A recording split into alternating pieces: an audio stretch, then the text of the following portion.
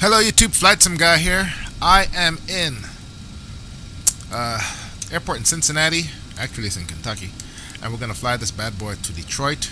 We're going to be flying Field Air's ERJ-145LR. And in this flight I'm going to talk about transitioning to jet aircraft from piston or turboprop. Okay, I've been meaning to do this flight for a long time. And I totally forgot that I didn't do it, so I'll go ahead and get it done now. I tried doing it yesterday and it was just one big disaster. Couldn't get the simulator to work properly. As it turns out, with Microsoft's latest patch, I had to change the backwards compatibility mode of this plane to nothing. Previously I had it Windows Vista Service Pack 2. Alright, let's go inside here and get started. It's a relatively short flight, only 218 miles. We will use a flight management computer. It's been a while since I have flown this bird, so I ask that you bear with me. Fuel and payload is already set, so let's go ahead and get started. Let's come to the overhead, turn on batteries 1 and 2. Power unit, okay. Right tank fuel pump on, and we'll go ahead and get the APU going.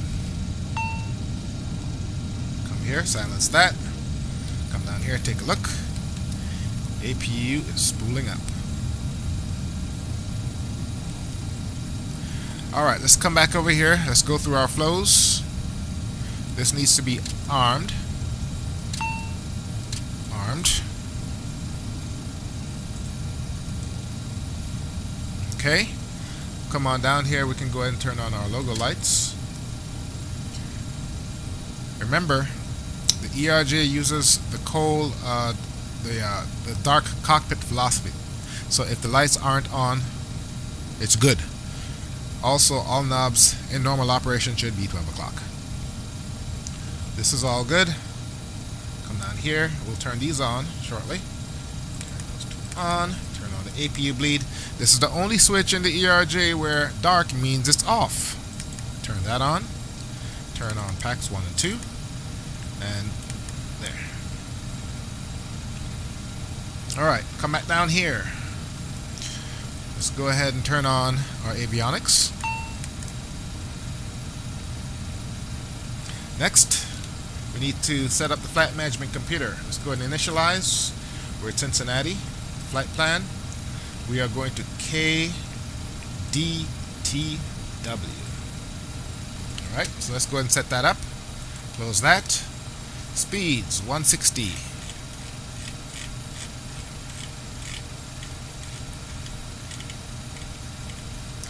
Flight level 290.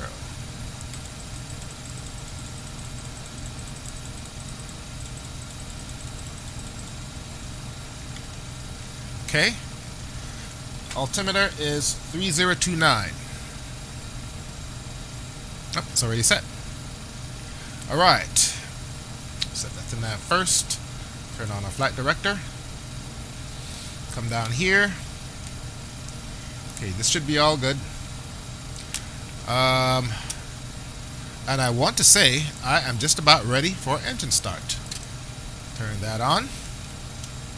Sit up a little bit higher. Shift P. Get a pushback. Alright, let's go ahead and do our engine start. To do the engine start, we need to turn off these. Turn on our fuel pumps. And we can go ahead and do engine number 2.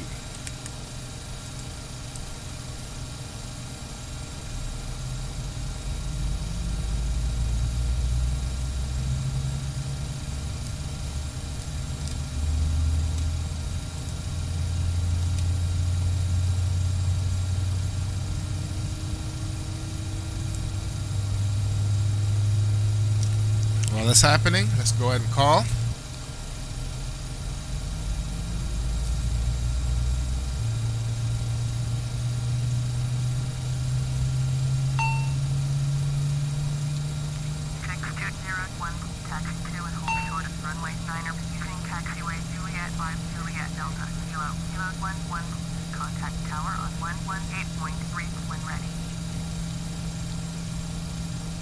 Alright, turn on progressive taxi. Let's go ahead and clear up our overhead.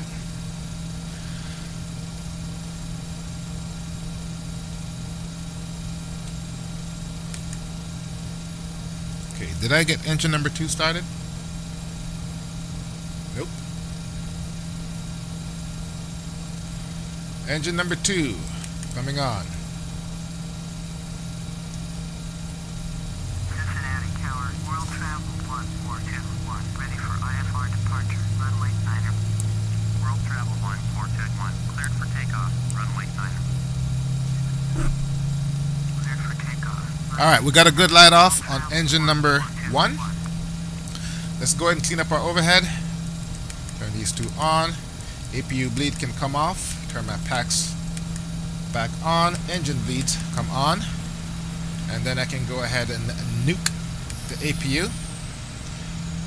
And taxi lights, which is right here, comes on. Let's come on down here. Remove the gust lock, 2 notch flaps, and set our trim.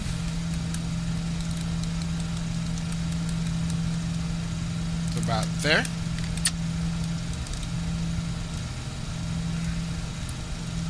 Takeoff configuration. Forgot to do the engine controls. So temperature is 9. Shift 2. Bring this up. Move this out of the way. Click this.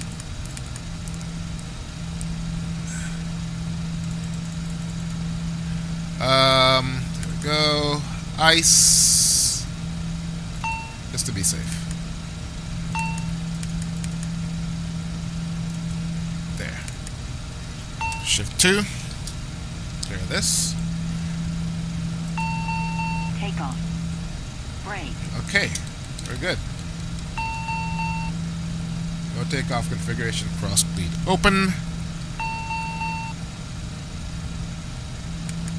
Go.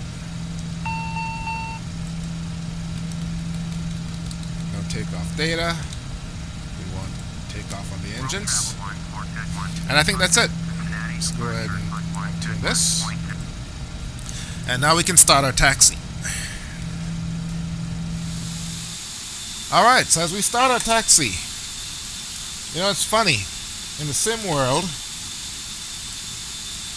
all the simmers, when they first get started, they want to start off with the big boys, most notably PMDG's 737 NGX. And as they work their way through the complicated processes, we start seeing questions on the Facebook group such as, hey, I'm cruising at flight level 360, why am I only getting 250 knots on my airspeed? And I keep replying, dude, you have every right to start at the top if you so please. But if you're truly passionate about aviation and you want to do the sim thing right, you gotta start at the bottom and work your way up. Start with like a Cessna 172 and work your way up. I always recommend start with a single engine piston, then a twin engine piston, and then go to a twin engine turboprop. I skipped over the single engine turboprop. And from the twin engine propeller planes, go ahead and step into a jet, 2-engine or single engine jet, like a small plane. Maybe not this one, but maybe like a Phenom 100 or a Phenom 300, and work your way up. Now, having said that, flying a jet is completely different from flying piston aircraft, and it's true. Flying a jet is actually a lot easier with terms of actually flying it. Now, having said that, there's all sorts of new instruments and new technologies that you need to be familiar with when it comes to flying with jets. First thing we should talk about is reliability. A jet engine, such as these, have at most 10 moving parts. A reciprocating piston engine, on the other hand, has over 200 parts. As a result, piston engines are a lot less reliable. And they generate a lot of heat, and half the time, half of what you're doing while you're flying is managing the heat coming off the engine so you don't ruin them. You don't have to worry about a lot of that stuff when it comes to jet aircraft. And I'll get into that once we are in cruise. The thing to know about jet aircraft is this: they go a lot faster and they fly a lot higher than piston aircraft. And if you're not careful, the plane can get out of control with you. With piston prop aircraft, you have that big spinning propeller that creates drag for you no matter how fast you're going. So at the end of the day, you'll only go so fast. Not so with jets. And because of that, you need to work harder to stay ahead of the aircraft. Otherwise, you can get yourself in trouble. Now, I'll spend most of my time talking about what all you need to know transitioning from piston to jet aircraft while we're in cruise, because in the critical phases of flight for jet aircraft, because the plane is moving a lot faster, you need to be focused and paying attention. There's absolutely nobody here.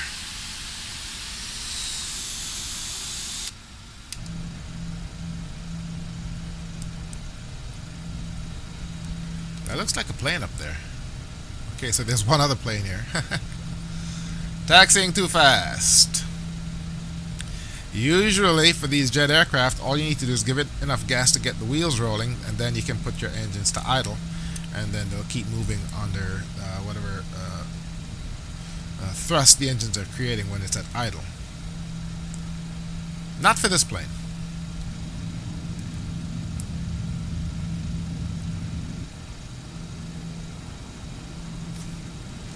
Alright.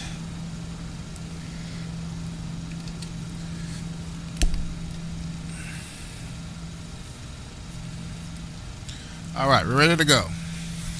Let's go ahead and double check everything up here.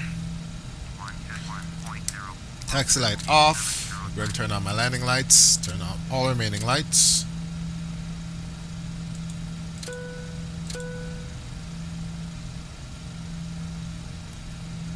Okay. That's all good.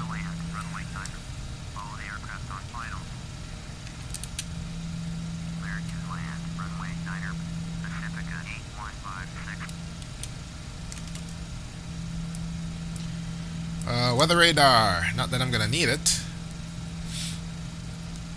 Put on standby. We got good weather today. It's very, very nice outside. I shouldn't be changing my view so often. Just increasing the chance that I'm going to get a crash.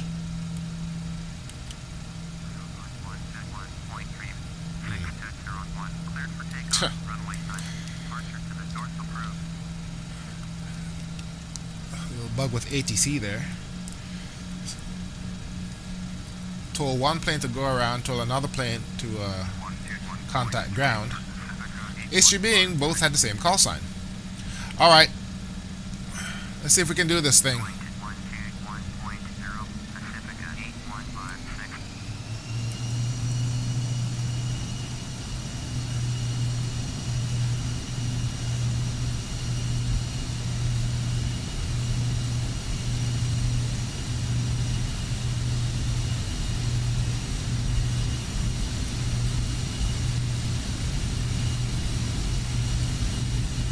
Okay, coming up on V1.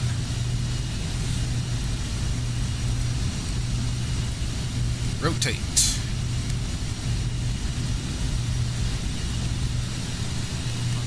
Positive rate. Tap the brakes. Whoa. Gear up.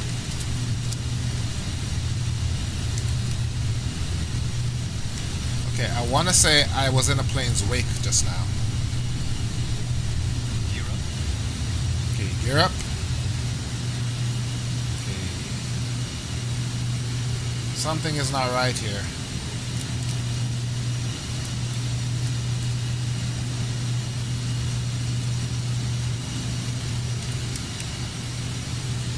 I'm not getting full power. Flaps up one. Something's not right here.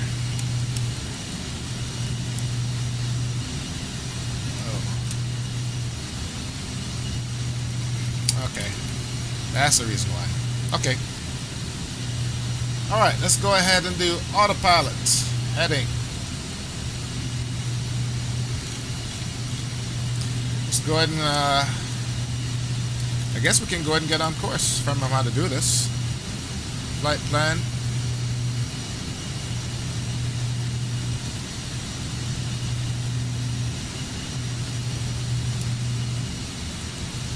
I'll just use a heading bug. Flaps up. Let's go ahead and get on course.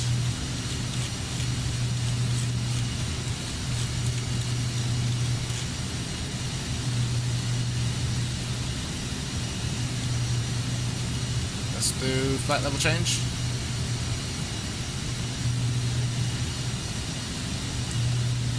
Okay, flight level change off. Autopilot off. Let's go ahead and set this to climb. Oh God. That's not helping. Okay. Let's go ahead and get on course. FMS.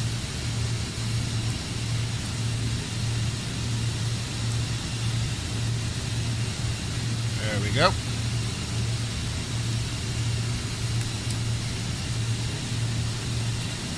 Maps up full. And we're going to do nav, autopilot. There we go. It's going to go ahead and get us on course. And let's set our speed to... Speed's going down.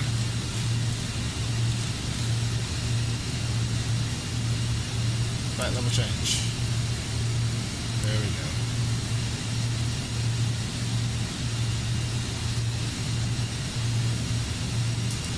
That's better. All right, that wasn't the best takeoff I've ever done. Still have to get used to this. Let's talk about transitioning to jets. All right, so first thing, jets are actually easier to fly. I mean, if you've ever flown one of them F-16 simulators, it's really easy. Just that, you know, you go much higher, you go much faster, so you got to stay ahead of the plane. Risk of mishap with jets are a lot higher, and jet aircraft require a lot more planning and a lot more attention to detail. You got to stay ahead of the plane. Now, the good thing about jets is you don't have to worry about a lot of the things that piston aircraft you have to worry about. So, for instance, there is no cylinders, there is no shock cooling. You'd have to worry about a prop setting or mixture setting. You'd have to worry about carb icing, although engine ice is a different story. And you don't have to worry about managing your the heat coming off of your engines. All you need to do is use your throttle and go. Also, jet aircraft, they burn JP8 or JP4. Now, jet fuel is a lot easier to refine than avgas. As a result, jet fuel is more readily available wherever you go. So, you know, when you're flying, if there's a fuel depot at an airport you're going to land at, odds are they have jet fuel. All right, we're looking good, folks. We are looking good. Let's take a look at the progress page on our flight plan. 22 miles to Detroit, 35 minutes. All right, so what else about jet engines do you need to know? Well, let's take a look. Jet engines come with all new sets of instruments. You have N1 and you have N2. You also have fuel flow. Fuel flow tracks how much gas you're giving the engines from the thrust levers. And let me tell you what I found about N1 and N2. Now, I know what N1 and N2 is. I'm just going to read an official thingy that I found on the internet with regards to what those engine controls are. N1, the N1 indicator is a cockpit gauge which represents the rotational speed of the low pressure engine spool, a speed that is referred to as N1. The gauge is usually calibrated in % RPM based on an engine manufacturer define a rotational speed that corresponds to 100%. The indicator can be standalone, analog, or digital, or the information can be incorporated into the aircraft Engine Indicating and Crew Alert System, ICAS, or Electronic Centralized Aircraft Monitor, ECAM.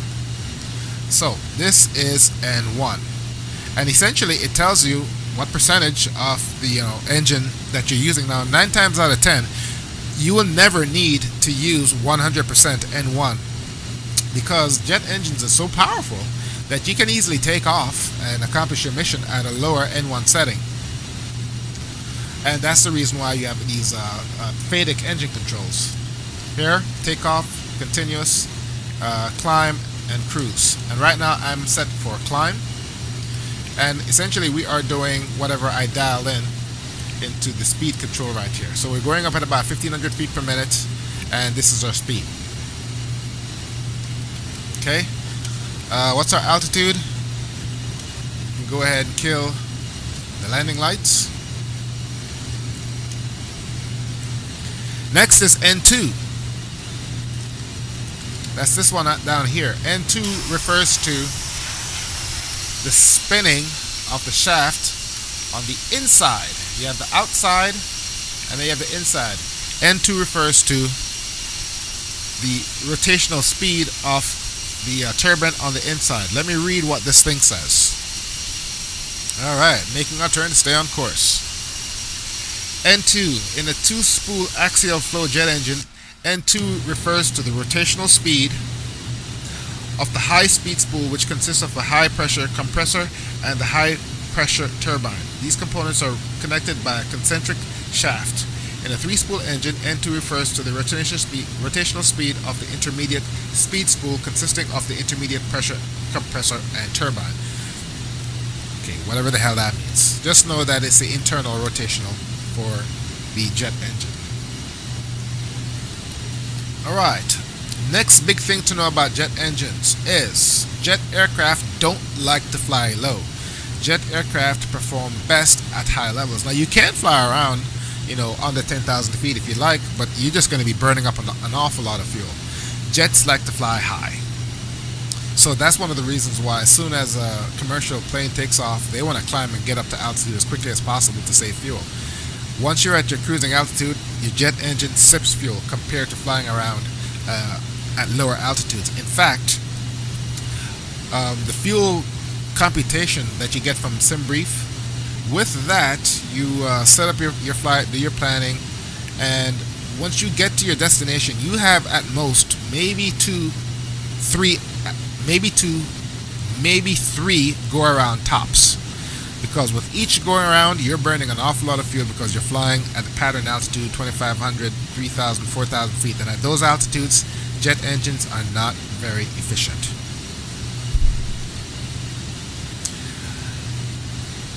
Another good point to make about jet aircraft.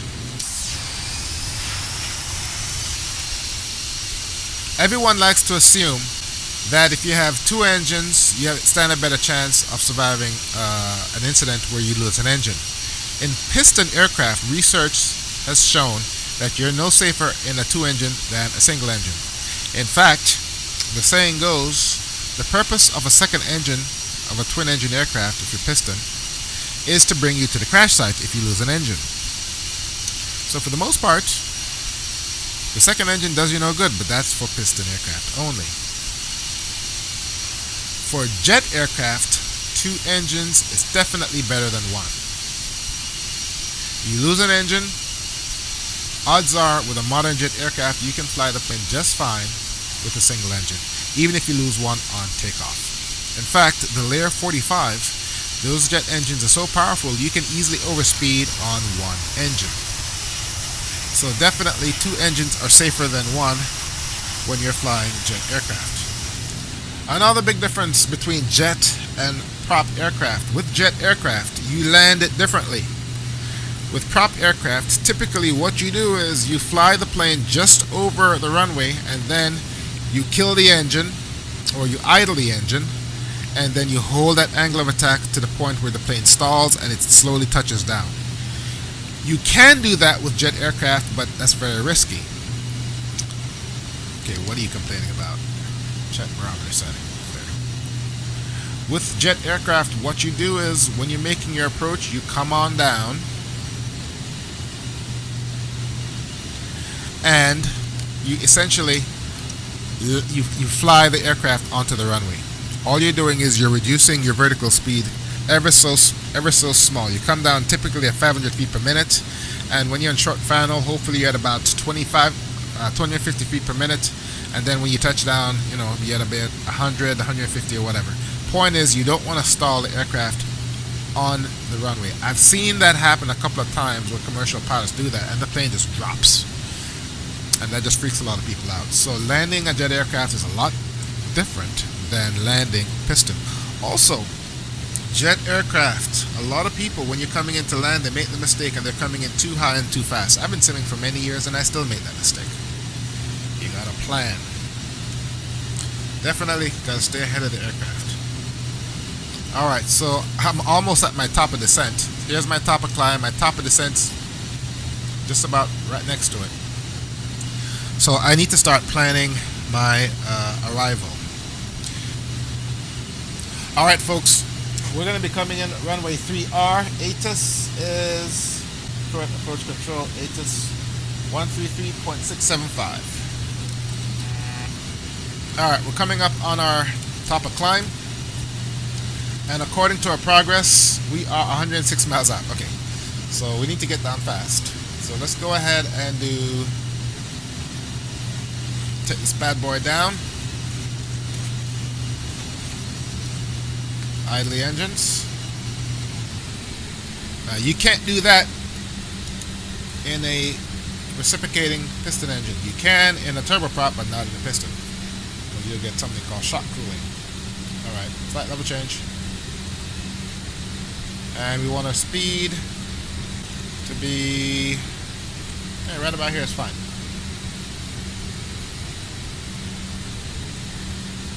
Alright, let's go ahead and start coming down. 2,000 feet per minute should be fine. Runway 3 is where we're going. Let's see if we can set that up.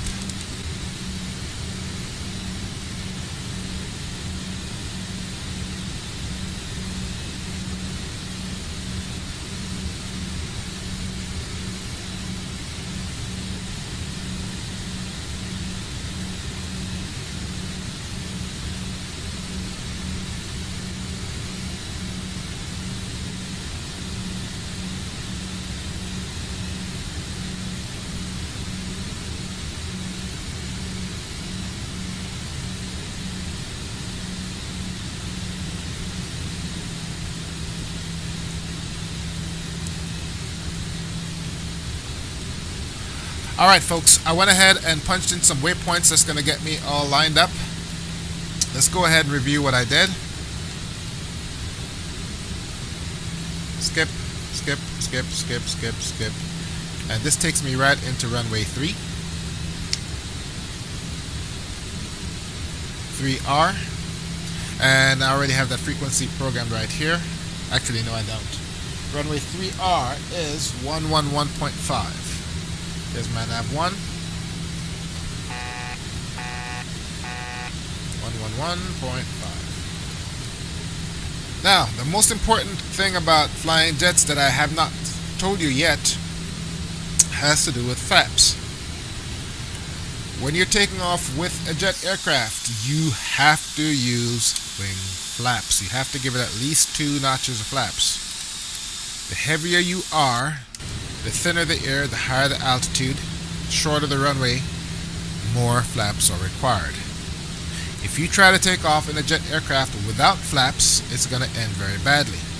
And there have been at least 2 to 3 commercial crashes where they either forgot to check the flaps when they did their checklist, or they had the wrong flap settings. You have to have enough flaps, otherwise your plane is not going to get in the air. Interestingly enough, before we had airports, back in the day, I'd say around World War II, that time, airports were called airfields, because back in the day, before jet engines, piston aircraft, they did not need flaps to take off. In fact, they did not even need a paved runway. They can just go ahead and take off, because the propellers produce a tremendous amount of torque, and the prop wash going over the wings created a whole bunch of lift in and of itself, even if the plane isn't moving. So once the plane is barreling down the runway, it has plenty of air going over its wings for you to go ahead and take off. With prop aircraft, whether it's a turboprop or a piston, you really and truly don't need to use flaps. It was the advent of jet technology that required airfields to go ahead and upgrade to paved runways so that the plane could get enough speed so it could take off. And with that, like I said, you have to use flaps when you're taking off, otherwise you're not going to go anywhere. Big difference between jets and prop aircraft. Jet aircraft have better glide performance than props. No, it's easy enough. A lot of jet aircraft have a supercritical wing design. I don't think this one does. The 757 and the 767, those things, once you get down from cruise and you're descending, a lot of times the pilots have to use spoilers to slow down because the wings are so efficient. You just go ahead and idle the power and glide to where you need to go. And I need to be on continuous thrust. And in theory, if you have enough altitude, you can just go ahead and kill the throttle and glide to where you need to get to and land. Another big difference between jet aircraft and prop aircraft, and I can't say this enough, when you're coming in to land, you want to make sure that you have at least 60% on your N1. What that means is, once you've lined up and you're coming in and you drop flaps, you want to bring your engines back to life, primarily because if something goes wrong and you need to do a go around, you can mash the throttle forward and the engine will respond quickly enough. Because if you're at 60% N1 and you need to go to 85-90% to do a go around, the engine is going to spool up a lot faster from 60% than it would be from 0%. So you never want to come into land.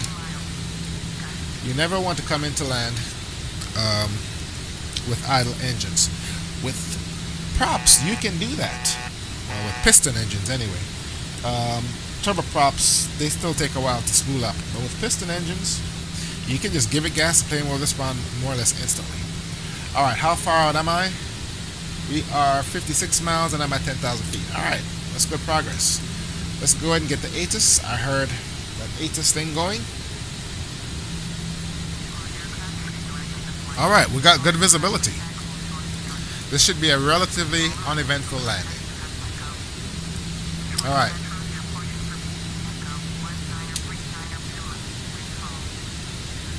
Oh, what's my speed? Alright, let's go ahead and bring the engines back. And I want to be at about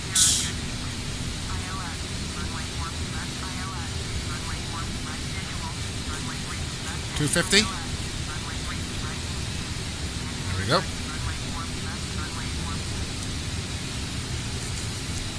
Last point to make about jet aircraft. When you're coming into land, or once you're flying and you're descending, because you don't have that huge spinning propeller to give you drag when you're coming down, don't be afraid to use your spoilers. These are the spoilers right here. Just go ahead and bring them out, pop them out, and what they do is they kill lift going over the wing. So the wings don't want to fly, the airplane wants to come down, but your elevators is maintaining altitude, so something has to go, and that is speed. I don't recall flying any planes, any turboprops, or any piston that actually has spoilers. A lot of times they just don't. So, alright, we're getting on course. We're coming into runway 3, 37 miles. Let's go ahead and start bringing this bad boy down. Idle the engines. Let's take it down to about 5,000 feet. I need to be at 5,000 feet at the first waypoint, which is Harla, and that's about right. Let's take it up to 4,000.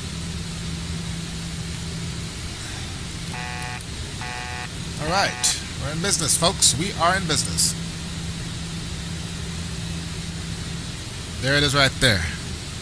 7. Tower, 1. And we want full stop landing. 4.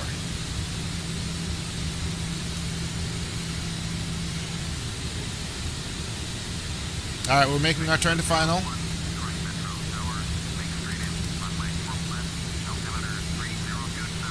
Oh crap, it gave me a different runway. 4 left. I'm not going into 4 left, although I can. I mean, 3 right, 4 left, tomato, tomato.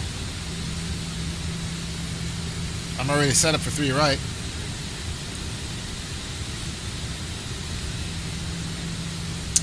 Alright, let's see if we can do this. This needs to be here. So, give it some gas. And let's go ahead and switch nav over to nav.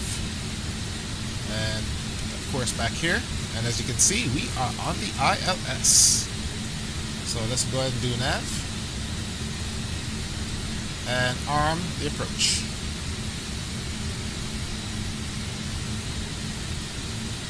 There we go. Flaps 1.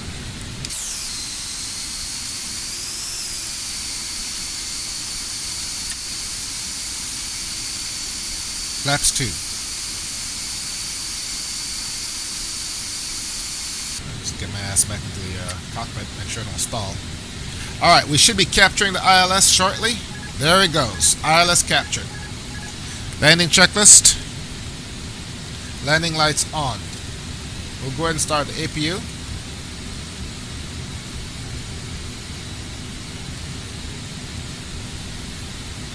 There is no auto brake for this thing.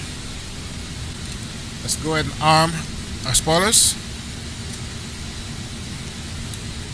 And I think that's it. Let's go ahead and get our speeds.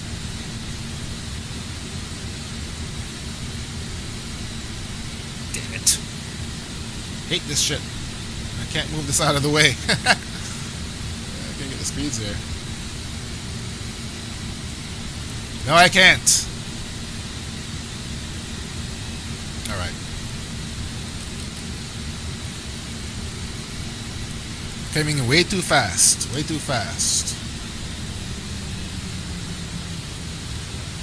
Let's lead off some speed. We'll give it flaps 22. Maybe I can get speeds over here. 136, 146.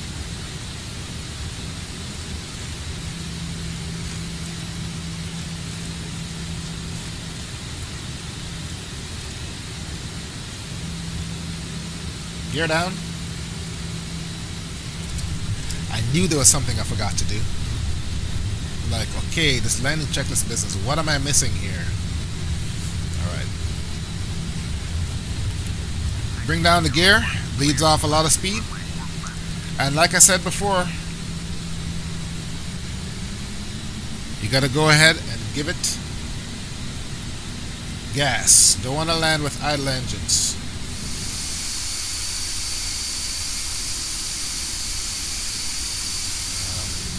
Got to be kidding me. Nobody's taking off here, are they? Okay, message. Yeah. My barometric pressure is set. Quit bothering me. I'm just hoping there's not another plane coming up on the runway. Flaps full.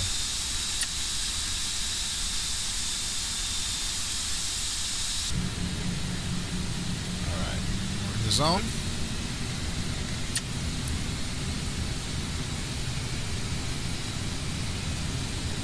Keep it between 136 and 140. And just before I touch down, I'll turn off the autopilot.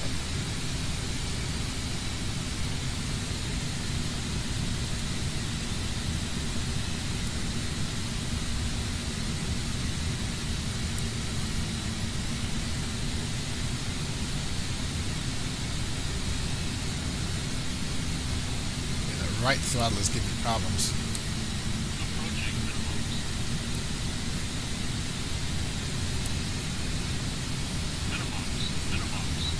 Autopilot coming off. Autopilot. Autopilot. 100.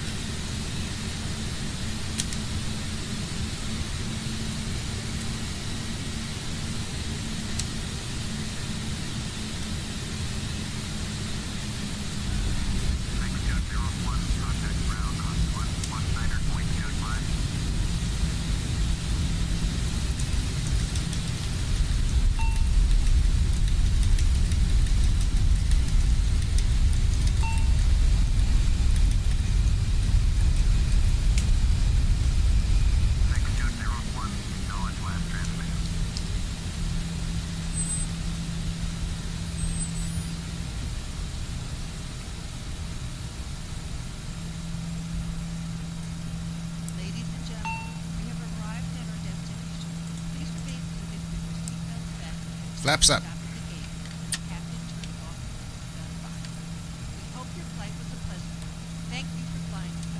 Okay, the gates and whatnots are over there. Alright.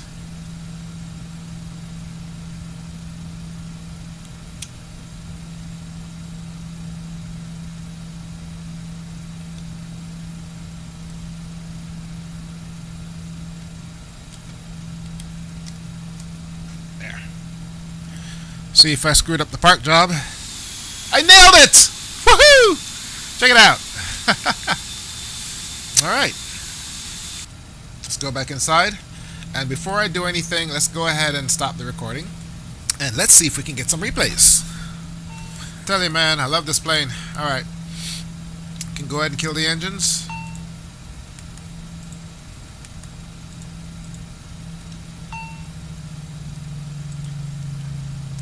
And I want to say, let's see if this jetway works. Is it Control J or is it Shift J?